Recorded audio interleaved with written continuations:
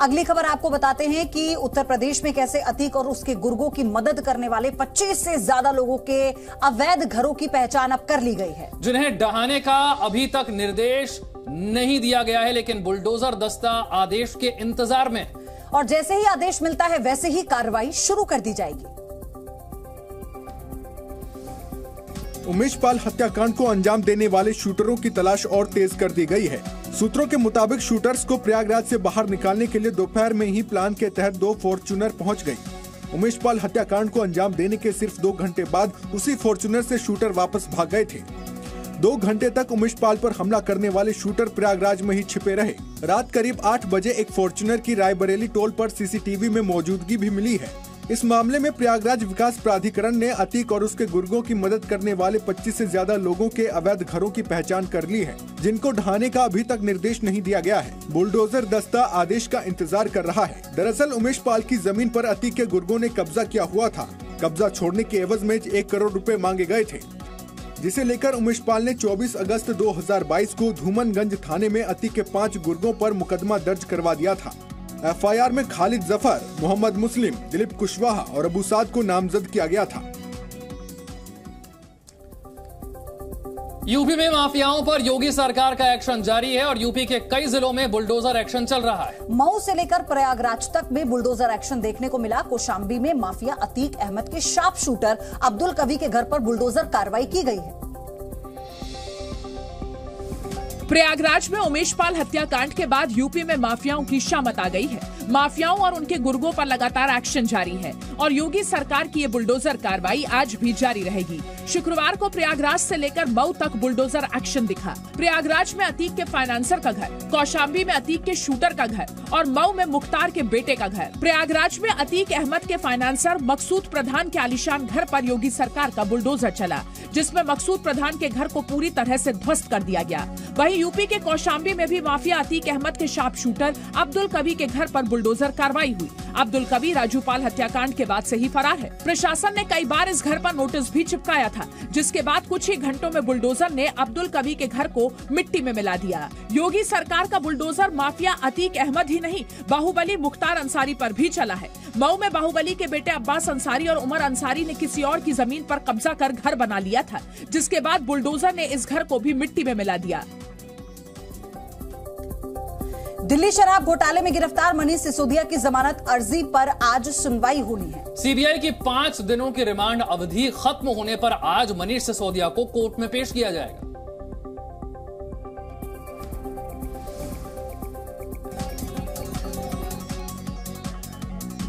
दिल्ली शराब घोटाले में गिरफ्तार मनीष सिसोदिया की जमानत अर्जी पर आज सुनवाई होगी। सीबीआई की 5 दिन की रिमांड अवधि खत्म होने पर आज सिसोदिया को कोर्ट में पेश किया जाएगा। सिसोदिया को नई आबकारी नीति मामले में करीब 8 घंटे की पूछताछ के बाद रविवार को गिरफ्तार कर लिया गया था। कोर्ट ने 27 फरवरी को सिसोदिया को सीबीआई हिरासत में भेज दिया था, ताकि सीबीआई को इस मामले में निष्पक्ष जांच के लिए किए जा रहे सवालों के जवाब मिल सके। इससे पहले सुप्रीम कोर्ट ने मनीष सिसोदिया की जमानत याचिका पर सुनवाई करने से इनकार कर दिया था। सिसोदिया को आज राज एवेन्यू कोर्ट में पेश किया जाएगा। पुलिस अधिकारियों के मुताबिक आम आदमी पार्टी के नेता और समर्थक सीबीआई मुख्यालय और कोर्ट के पास प्रदर्शन कर सकते हैं। इसे देखते हुए पुलिस अलर्ट मोड पर है। सिसोदिया की कोर्ट में पेशी को देखते हुए सुरक्षा के इंतजाम किए गए हैं। और दिल्ली में G20 सम्मेलन का दौर चल रहा है। हाल ही में चीनी विदेश मंत्री और भारत के विदेश मंत्री एस जयशंकर की मुलाकात भी हुई है। लद्दाख में LAC को लेकर जो तैयारियां चल रही हैं और जो तैनात भारतीय सेना है, उसकी टुकड़ियों ने अपनी गतिविधियां कैसे बढ़ा दी हैं, इसके अलावा सेना के जवान वहां पर किस तरह से क्रिकेट खेलते हुए नजर आए, तस्वीरें आपको दिखाते हैं। लद्दाख में गलवान घाटी के पास भारतीय सेना ने सुरक्षा कड़ी कर दी है। गलवान घाटी के पास तैनात भारतीय सेना ने घोड़ों और खच्चरों पर वास्तविक नियंत्रण रेखा के पास के क्षेत्रों का सर्वेक्षण किया। इस दौरान भारतीय सेना ने पैंगोंग झील पर हाफ मैराथन का भी आयोजन किया। गलवान में भारतीय सेना की टुकड़ी को पैंगोंग झील के ऊपर हाफ मैराथन करते हुए देखा जा सकता है। ये सेना की वो टुकड़ी है जिसे गलवान घाटी के पास तैनात किया गया है। सेना यहाँ पर लगातार गश्त कर रही है ताकि दुश्मन की नापाक हरकतों पर नजर रखी जा सके। इससे पहले सेना के जवानों ने गलवान घाटी के पास क्रिकेट खेला था। उनका क्रिकेट खेलते हुए एक वीडियो भी सामने आया था। इंडियन आर्मी के जवान जहां क्रिकेट खेल रहे हैं वो जगह पेट्रोल पॉइंट 14 से लगभग 4 किलोमीटर दूर है। पेट्रोल पॉइंट 14 वही जगह है जहां जून 2020 में चीनी सेना ने भारत के जवानों पर विश्वासघात कर हमला किया था और उन्हें मुंह की खानी पड़ी थी। LAC से एक और दिलचस्प वीडियो सामने आया है। जी हां, भारतीय सेना के जवानों ने आइस हॉकी मैच में अपना हाथ आजमाया है। आप भी देखिए। लद्दाख से भारतीय सेना का एक वीडियो सामने आया है। वीडियो में भारतीय सेना के जवान आइस हॉकी खेलते नजर आ रहे हैं। भारतीय सेना का ये वीडियो लद्दाख में वास्तविक नियंत्रण रेखा के पास DBO सेक्टर का है। वीडियो में साफ तौर पर देखा जा सकता है कि चारों तरफ बर्फ जमी हुई है और बर्फ को देखकर ठंड का अंदाजा लगाया जा सकता है। साफ तौर पर कहा जा सकता है कि तापमान माइनस में ही है। इसके बाद भी भारतीय सेना के जवान पूरे जोश के साथ हॉकी खेलते हुए दिखाई दे रहे हैं। हॉकी खेलते जवानों को देखकर लग रहा है जैसे कोई प्रोफेशनल हॉकी खिलाड़ी मैदान में खेल रहे हो। भारतीय सेना का ये वीडियो विस्तारवादी चीन को साफ तौर पर संदेश है। हालात पूरी तरह भारत के नियंत्रण में हैं और भारतीय सेना के जवान किसी भी हालात से निपटने के लिए पूरी तरह तैयार हैं। सोशल मीडिया पर ये वीडियो देखकर सभी भारतीय सेना के जोश की तारीफ कर रहे हैं। वीडियो से साफ है कि भारतीय फौज हर मुकाबले के लिए है, फिर चाहे वो जंग का मैदान हो या फिर खेल का मैदान ही क्यों न हो। कैम्ब्रिज में राहुल गांधी ने कश्मीर पर एक बार फिर से विवादित बयान दिया है और साथ ही चीन की तारीफ भी की है। राहुल गांधी ने कश्मीर को हिंसाग्रस्त जगह बताया है। राहुल ने कश्मीर में होने वाले हमलों को आतंकी हमला नहीं बताया। राहुल गांधी के एक बयान पर फिर विवाद हो गया है। लंदन की कैम्ब्रिज यूनिवर्सिटी में राहुल ने चीन की तारीफ की। राहुल ने कहा कि चीन शांति का पक्षकार है। राहुल ने चीन की रणनीति का जिक्र किया। The Chinese value harmony. They are not, individual liberty is not central to their idea. Okay, their idea is much more about the society being in harmony because they've had massive tremors. Rahul ने जम्मू कश्मीर में हुए पुलवामा हमले का भी जिक्र किया। राहुल ने कश्मीर को तथाकथित हिंसक जगह करार दिया। लंदन में चीन की तारीफ करने पर बीजेपी ने राहुल पर पलटवार किया है। बीजेपी सांसद रविशंकर प्रसाद ने कहा कि राहुल देश का अपमान करते हैं और चीन का गुणगान। कश्मीर के बारे में वो अनर्गल बयान दे रहे हैं। जब भी विदेश जाएंगे भारत का अपमान करेंगे, जब भी विदेश जाएंगे भारत की जनता का अपमान करेंगे। UNHRC में भारत ने पाकिस्तान को फटकार लगाई है।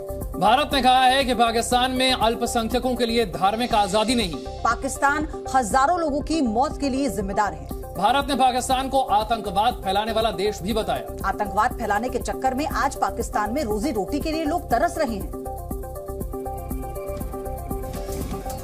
UNHRC में एक बार फिर भारत ने पाकिस्तान को फटकार लगाई है। पाकिस्तान की मंत्री हिना रब्बानी ने UNHRC में कश्मीर का राग आलापा था, जिसका जवाब देते हुए भारतीय राजनयिक सीमा पुजानी ने UNHRC में पाकिस्तान को जबरदस्त फटकार लगाई है।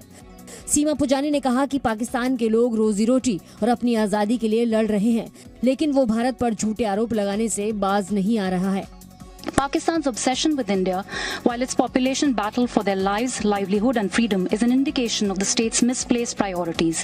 I would advise its leadership and officials to focus their energies on working for the benefit of their own population instead of baseless propaganda. UNHRC में भारत ने कहा कि पाकिस्तान में अल्पसंख्यकों के लिए धार्मिक आजादी नहीं है। No religious minority can freely live or practice its religion in Pakistan today. The Ahmadiyya community continues to be persecuted by the state for simply practicing their faith. Equally worse is the treatment of the Christian community. It is frequently targeted through draconian blasphemy laws. आगे बढ़ते हैं। BHU परिसर में होली मनाने को लेकर प्रतिबंध लगा दिया गया और एक नोटिस भी जारी किया गया जिसमें लिखा है कि सभी छात्र छात्राओं और कर्मचारियों को परिसर में होली खेलने और संगीत बजाने पर पूर्ण प्रतिबंधित है। और इस आदेश के खिलाफ VHP ने आपत्ति भी जताई है। VHP ने कुछ नेताओं का मानना है कि ये तुगलकी फरमान है, इसे वापस लिया जाना जरूरी है। बनारस हिंदू विश्वविद्यालय के प्रशासन ने परिसर में होली मनाने पर रोक लगा दी है। विश्वविद्यालय ने एक सूचना जारी कर कहा है कि सभी छात्र छात्राओं और कर्मचारियों को कैंपस में होली खेलने या संगीत बजाने पर पूरी तरह प्रतिबंध लगा दिया गया है। इस तरह के किसी भी कार्यक्रम को करने वालों के खिलाफ प्रशासनिक कार्रवाई की चेतावनी भी दी गई है। जारी आदेश में कहा गया है कि सभी निदेशक, फैकल्टी चीफ और छात्रावास कोऑर्डिनेटर्स अपने छात्रों को इसकी जानकारी मुहैया करा दें। इस मामले पर बीएचयू के चीफ प्रोक्टर ने कहा है कि सार्वजनिक जगहों पर रंग लगाने से मना किया गया है और होली खेली जा रही है, केवल सार्वजनिक जगह पे प्रतिबंधित किया गया है। बनारस हिंदू विश्वविद्यालय में होली मनाने पर लगी रोक पर वीएचपी ने आपत्ति जाहिर की है। साथ ही आदेश को तुगलकी फरमान बताया है। जिसने भी फरमान जारी किया उसके समेत आपको भी अविलंब माफी मांगनी चाहिए। फैकल्टी और विश्वविद्यालय के विद्यार्थियों से मैं कहूंगा कि ऐसे तुगलकी फरमान के विरुद्ध डंका बजा देना चाहिए। आगे बढ़ेंगे। उत्तर प्रदेश के मुरादाबाद में भड़काऊ बयान देने वाले इमाम सदाकत हुसैन पर केस दर्ज किया गया है। पीस कमेटी की बैठक में इमाम ने होली को लेकर एक आपत्तिजनक बयान दिया था। बैठक में इमाम सदाकत हुसैन ने पुलिस के सामने ही धमकी दे डाली थी। उनके भाषण का वीडियो वायरल होने के बाद इमाम ने सफाई भी दी कि उनका मकसद गलत नहीं था। यूपी के मुरादाबाद में भड़काऊ बयान देने वाले इमाम सदाकत हुसैन के खिलाफ केस दर्ज किया गया है। इमाम सदाकत हुसैन ने होली को लेकर विवादित बयान दिया था। बिलारी के इमाम सदाकत हुसैन ने कहा कि होली में अगर किसी ने जबरदस्ती रंग डालने की कोशिश की तो शहर में दंगा हो जाएगा। होली के मौके पर उसे होली खेलने पर मजबूर न करें, ऐसा न हो कि बिलारी में फिर हंगामा हो जाए। मौलाना सदाकत हुसैन ने ये बयान होली को लेकर पुलिस के साथ हो रही बैठक के दौरान दिया। दरअसल सीएम के आदेश के बाद मुरादाबाद में पुलिस प्रशासन थाने में मुस्लिम समुदाय के साथ बैठक कर रहा था, जिसमें होली पर हुड़दंगियों को काबू करने को लेकर चर्चा हो रही थी। सभी अपनी बात रख रहे थे, तभी बिलारी के इमाम सदाकत हुसैन ने पुलिस के सामने धमकी दे डाली। भाषण का वीडियो वायरल होने के बाद मौलाना ने सफाई भी दी। मौलाना ने कहा कि उनका मकसद गलत नहीं। मेरा मकसद हरगिज ये नहीं था कि किसी भी धर्म के विरुद्ध बोला जाए या उसको आहत किया जाए।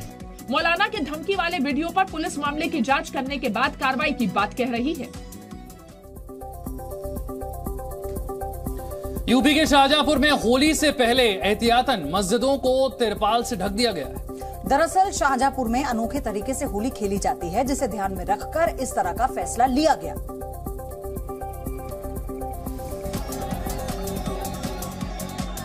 यूपी के शाहजहांपुर में होली से पहले मुस्लिम धार्मिक स्थलों को ढका जा रहा है। शाहजहांपुर में पूरे देश की सबसे अनोखी होली मनाई जाती है।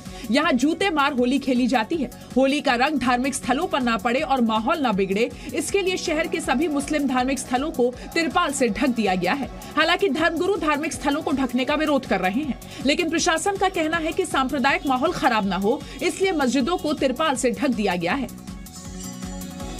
जो रास्ते में पड़ने वाले जो धार्मिक स्थल हैं उनको बाकायदा नगर निगम की टीम द्वारा, नगर निगम की टीम लगी हुई है उसको ढकने का और उसको इस तरह से करने का ताकि उन पर किसी भी प्रकार की कोई ऐसी वारदात ना हो, कोई ऐसी बात ना हो जो किसी की धार्मिक भावना को ठेस पहुंचे। वहीं होली पर सुरक्षा को देखते हुए शाहजहांपुर में भारी संख्या में पीएसी और रैपिड एक्शन फोर्स की तैनाती की गई है।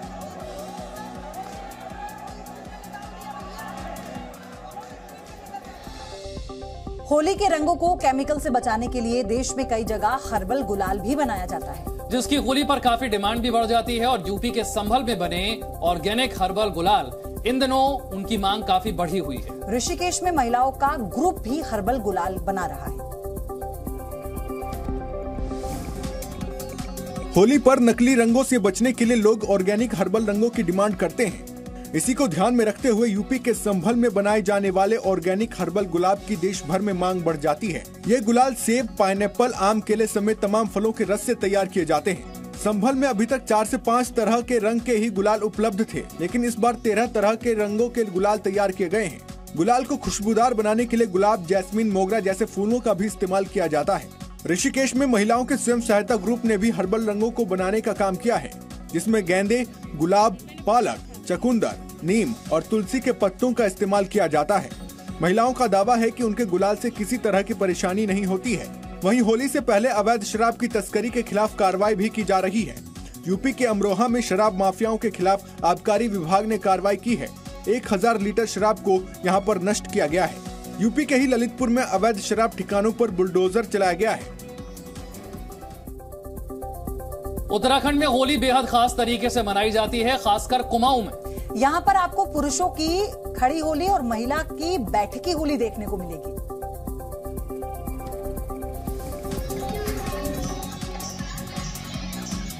उत्तराखंड में होली का रंग चढ़ने लगा है। इन दिनों पहाड़ पर होली की अलग ही छटा देखने को मिल रही है। खास तौर पर कुमाऊं की खड़ी होली का अपना ही रंग है। बागेश्वर के बागनाथ मंदिर में चीर बंधन के साथ खड़ी होली की शुरुआत हो गई है। इस दौरान मंदिर परिसर में होलियारों ने होली के पारंपरिक गीतों से समा बांध दिया। बता दें कि कुमाऊं में खड़ी होली की परंपरा सदियों पुरानी है। कुमाऊं के कई जिलों में खड़ी होली खेली जाती है, जो उत्तराखंड की सांस्कृतिक धरोहर भी है। इस दौरान भगवान शिव को अबीर गुलाल अर्पित कर सबने जीवन में होली के रंगों की तरह खुशियां देने का आशीर्वाद मांगा। इसके बाद पुरुष और महिला होलियारों की टोली ने घर घर जाकर होली के गीत गाए। इस मौके पर बागेश्वर में डीएम अनुराधा पाल ने महिला होलियारों के साथ होली गायन किया और जमकर डांस किया। जो हमारा होली का त्योहार है, रंगों का त्योहार है, खुशियों का त्योहार है और सब ऐसा बोलते हैं कि बुरा न मानो होली है, होली के दिन खिल जाते हैं, रंगों में रंग मिल जाते हैं। रायबरेली में पुलिस और बदमाशों के बीच मुठभेड़ हो गई और मुठभेड़ के दौरान जवाबी कार्रवाई में 2 बदमाशों के पैर में गोली भी लगी है। पुलिस ने गैंगरेप के आरोपी दोनों बदमाशों को गिरफ्तार कर लिया है। यूपी के रायबरेली में पुलिस ने एक बार फिर बदमाशों पर शिकंजा कसा है। देर रात रायबरेली में पुलिस और 2 बदमाशों के बीच मुठभेड़ हुई। मुठभेड़ तब हुई जब रात में गश्त के दौरान पुलिस की टीम ने बाइक सवार 2 बदमाशों को रोकने की कोशिश की, लेकिन पुलिस के रोकने पर भी बदमाश नहीं रुके और बदमाशों ने पुलिस की टीम पर ताबड़तोड़ फायरिंग शुरू कर दी। बदमाशों की फायरिंग के बाद पुलिस ने भी जवाबी कार्रवाई की। पुलिस की फायरिंग में पैर पर गोली लगने से दोनों बदमाश घायल हो गए, जिसके बाद पुलिस ने दोनों को हिरासत में ले लिया। पूछताछ में पता चला कि हिरासत में लिए गए दोनों बदमाश महिला से दुष्कर्म के आरोपी हैं। पुलिस मुठभेड़ में 2 लोग आए हुए हैं, मनोज कुमार 21 साल और संतोष कुमार 30 साल CSC शिवगढ़ से रेफर है। बताया जा रहा है पुलिस से मुठभेड़ हुई है। अभी यहाँ फर्स्ट एड करके उनको एडमिट किया गया। पुलिस ने बदमाशों से 2 अवैध पिस्टल समेत 3 जिंदा कारतूस बरामद किए हैं। पुलिस ने बदमाशों की बाइक भी जब्त कर ली है। फिलहाल पकड़े गए दोनों बदमाशों का अस्पताल में इलाज जारी है। महाराष्ट्र में भिवंडी के एक मदरसे में नाबालिग छात्र को पीटने का आरोप लगा है। आरोप है कि बच्चे को डंडे से बुरी तरह से पीटा गया। यह मामला नवंबर 2022 का है, लेकिन वीडियो अभी वायरल हुआ। महाराष्ट्र के भिवंडी में एक निजी मदरसे में नाबालिग छात्र को टीचर द्वारा बुरी तरह पीटने का मामला सामने आया है। छात्र की गलती सिर्फ इतनी थी कि उसे टीचर ने जो पाठ याद करने को दिया था उसे वो ठीक से सुना नहीं सका। मामला नवंबर 2022 का है, जिसका वीडियो अब सोशल मीडिया पर वायरल हो रहा है। वीडियो में साफ देखा जा सकता है कि टीचर डंडे से छात्र को बुरी तरह पीट रहा है। सबसे चौंकाने वाली बात यह है कि छात्र को 70 सेकंड में 70 बार डंडे मारे जाते हैं। 3 महीने बाद 28 फरवरी 2023 को दरगाह ट्रस्टी नूर अली हसन अली सैयद की शिकायत पर मौलवी शिक्षक के खिलाफ केस दर्ज कर लिया जाता है, जिसके बाद अब आरोपी की भी गिरफ्तारी हो चुकी है। इस वीडियो को देखकर आप एक बार जरूर सोचने के लिए मजबूर हो जाएंगे कि टीचर अपने स्टूडेंट के साथ ऐसा दुर्व्यवहार कैसे कर सकता है।